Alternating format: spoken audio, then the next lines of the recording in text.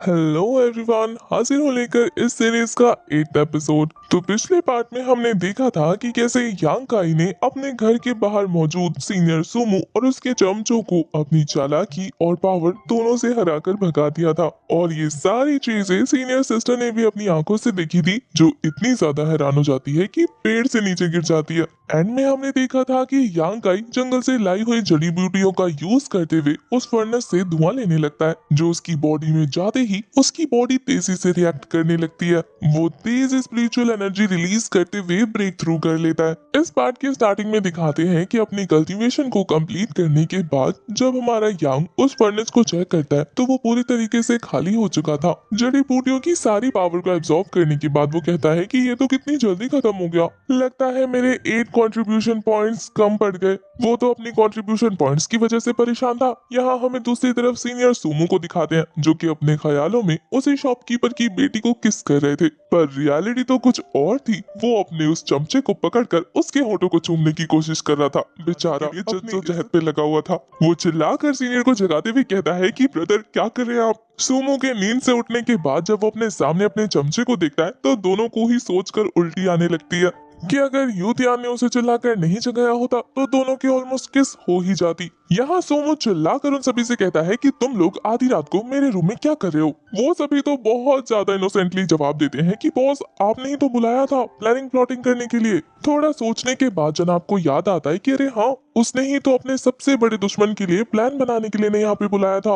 वो उन सभी से कहता है कि अब जल्दी बताओ कि उस यांग का क्या करना है। उनमें से एक बच्चा आगे आते हुए कह रहा था कि बॉस आप फिक्र मत कीजिए, 4 दिन बाद मैं उसे चैलेंज करके अच्छा मजा चुकाऊंगा। उसकी हड्डी पसली तोड़ने के बाद मैं उसे आपके सामने झुकाऊंगा। ये आइडिया सुनने के बाद वो उस लड़के से कहता है कि तुझे क्या लगा मैं उस बेवकूफ से लड़के के इंतजार में 4 दिन वेट करूंगा। मुझे ऐसा कोई आइडिया बताओ जो कि मैं कल के कल ही अप्लाई कर पाऊं। और जब तक तुम में से कोई मुझे एक अच्छा सा आइडिया नहीं देता तब तक तुम में से कोई भी अब सोने नहीं जाएगा। ये धमकी सुनने के बाद तो सभी के चेहरे का रंग ही उड़ जाता है। तभी यूदेन आगे आते हुए कह रहा था कि सीनियर ब्रदर मेरे पास एक कमाल का प्लान है। और फिर वो उसके कान में उस प्लान को डिस्कस कर देता है। सोमो की इविल स्माइल देखने के बाद हमें पता लग जाता है कि उसे ये प्लान सच में बहुत जबरदस्त लगा है। नेक्स्ट मॉर्निंग का सीन दिखाते हैं, जहां पर हमारा यांग सफाई कर रहा था। कोर्टयार्ड की सफाई करते हुए वो खुद से कहता है कि कल की प्रैक्टिस की वजह से मेरी पावर बहुत तेजी से बूस्ट हो गई है, इसलिए आज भी जल्दी जल्दी काम निपटाने के बाद मैं फटाफट से प्रैक्टिस करने लग जाऊंगा।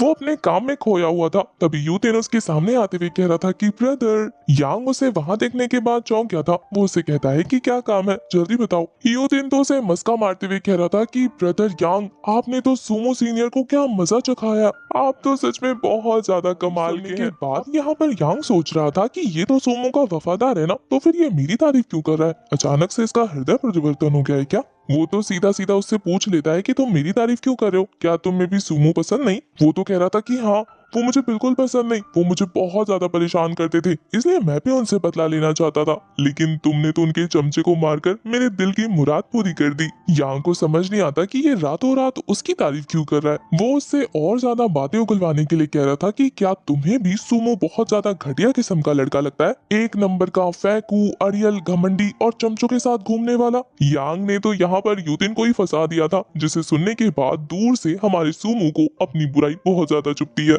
उसका तो दिल कर रहा था कि वो जाकर यांग का मुंह तोड़ दे, पर उसके साथी उसे रोकते हुए कह रहे थे कि अरे ब्रदर क्या कर रहे हैं आप, थोड़ा सा शांत हो जाइए, थोड़ा सा, नहीं तो हमारा प्लान डिस्ट्रॉय हो जाएगा। इतनी मुश्किल से बनाया हुआ प्लान वो खराब थोड़ी ना कर सकता था, इसलिए खून का घूंट पीकर रह जाता है। यूथिन को अपने इकलौते बॉस की बुराई करनी पड़ती है कि हाँ, मुझे भी वो बहुत ज्यादा बुरे लगते हैं। और क्यों ना लगे भाई, सीनियर होने के बावजूद भी लड़की छेड़ते हैं, अलग अलग लड़की पे उनका दिल आ जाता है, जूनियर्स को बुली करते हैं और अपने साथ इतनी बड़ी गैंग लेकर चलते हैं। तुम्हें पता है, उस गैंग में होने के बावजूद भी मेरी कोई इज्जत नहीं है, वो मुझे कुछ भी नहीं समझते। अपनी इतनी लंबी चौड़ी तारीफ अपने वफादार चमचे के मुंह से सुनकर तो सुमो का दिल फटा जा रहा था, पर फिर से अपने गुस्से को शांत करते हुए वो ये सोचता है कि बस एक बार मेरा प्लान कामयाब हो जाए, फिर यांग, तुझे तो मैं ऐसा मजा चखाऊंगा ना कि तू महीने भर बिस्तर से उठ नहीं पाएगा। सोमो का चमचा अपनी तरफ से बहुत ज्यादा कोशिश कर रहा था यांग को फंसाने की, पर यांग उसका हाथ पकड़ के खींचते हुए कह रहा था कि चलो साथ में जाके बदला लेते हैं। इससे तो उसकी हालत और ज्यादा खराब हो जाती है। वो तो कह रहा था कि कैसी बात कर रहे हो यांग ब्रदर, तुम जानते हो मैं इतना ज्यादा जाके फाइट कर पाऊँ, इसलिए तो मैं तुम्हारे पास आया हूँ ना। तुम्हारी टेक्निक्स बहुत ज्यादा कमाल की है, तो क्या तुम मुझे सिखा सकते हो? मैं यहाँ पर आपसे सीखूंगा। तुम्हारे वो मूव्स बहुत ज्यादा औसम थे, पावरफुल के साथ साथ स्पीड से भरे हुए। ये बोलते हुए यूतिन तो उसे ग्रीट करने लगा था। उसका इस तरीके का रिस्पॉन्स देखने के बाद यांग कहता है कि क्या सच में मेरे मूव्स इतने ज्यादा कमाल के थे? वो यूतिन से कहता है कि मैंने तो बस जांगहू को हराया है, जो कि ओवर कॉन्फिडेंट था। मेरे मूव इतने भी कमाल के नहीं है। अपने मन में तो यूतिन भी यही सोच रहा था कि अगर तू लकी नहीं होता ना तो तूने जांगहू को नहीं हराया होता, और ना अभी मुझे तेरे आगे से झुककर एक्टिंग करनी पड़ रही होती। अपने गुस्से को संभालते हुए वो यांग से कहता है कि ब्रदर प्लीज आप अपने मुझे मूव सिखा दीजिए, मैं यहाँ पर आपकी एडवाइस के लिए आया हूँ। यांग तो चुपचाप उसकी नौटंकी को देख रहा था। तभी वो कहता है कि ये कुछ रिस्पॉन्स क्यों नहीं करा, लगता है मुझे थोड़ा और प्रेशर देना होगा। ये बोलने के बाद वो तो नौटंकी शुरू कर देता है कि अगर तुम मुझे नहीं सिखाओगे तो मैं यहीं बेहोश हो जाऊंगा, मेरी हालत खराब हो जाएगी। उसके ऐसे आड़े टेढ़े मुंह देखने तो फिर तो तुम मेरे पास क्यों आयो, डॉक्टर के पास जाओ ना। पर वो तो उसके हाथ पकड़ते हुए कह रहा था कि ब्रदर मुझे सिर्फ आप ठीक कर सकते हैं, इसलिए अपने मूव सिखाइए, मेरे साथ प्रैक्टिस कीजिए। यांग को पता था कि ये ऐसे तो नहीं जाएगा, इसलिए उसे कुछ सोचना पड़ेगा।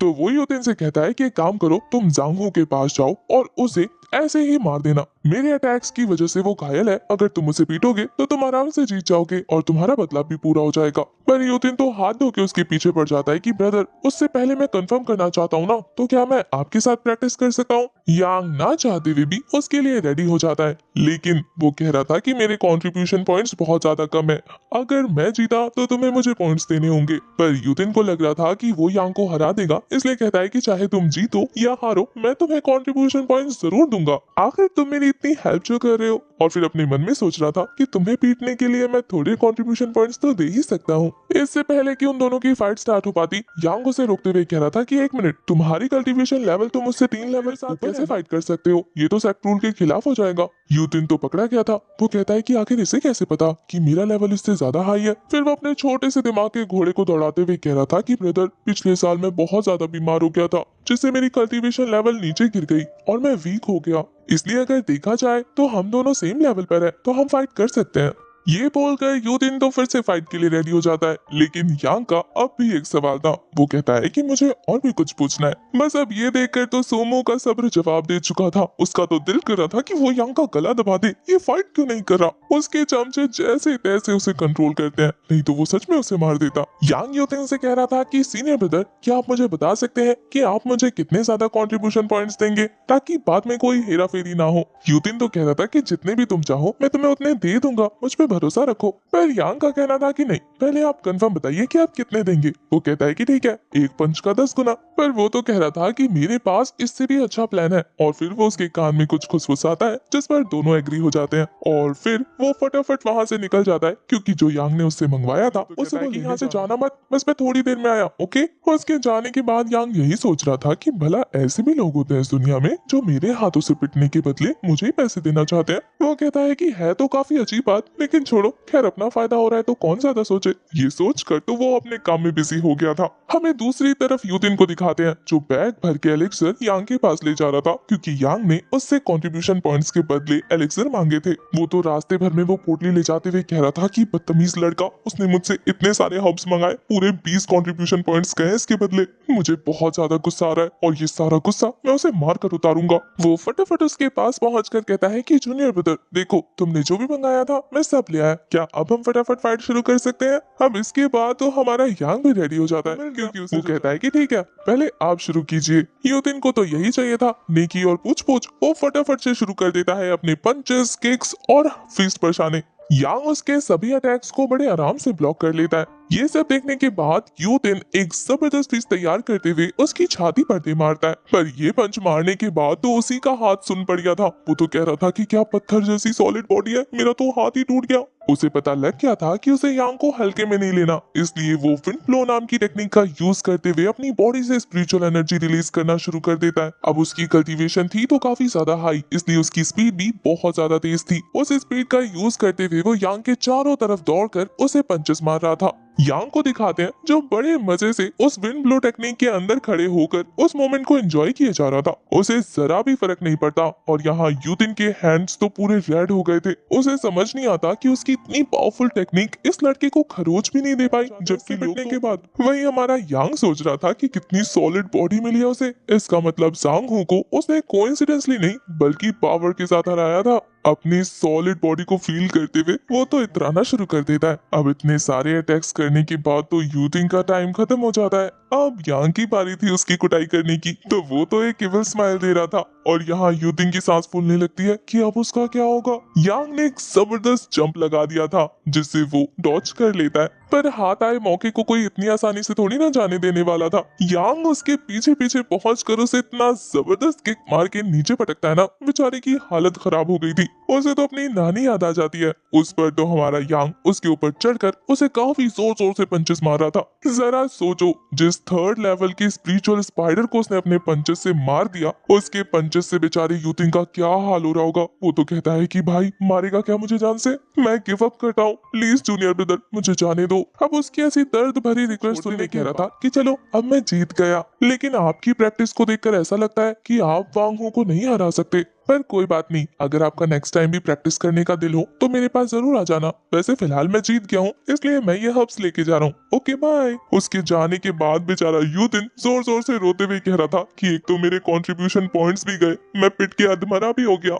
और अब वापस जाने के बाद सीनियर ब्रदर मुझे डांटेंगे।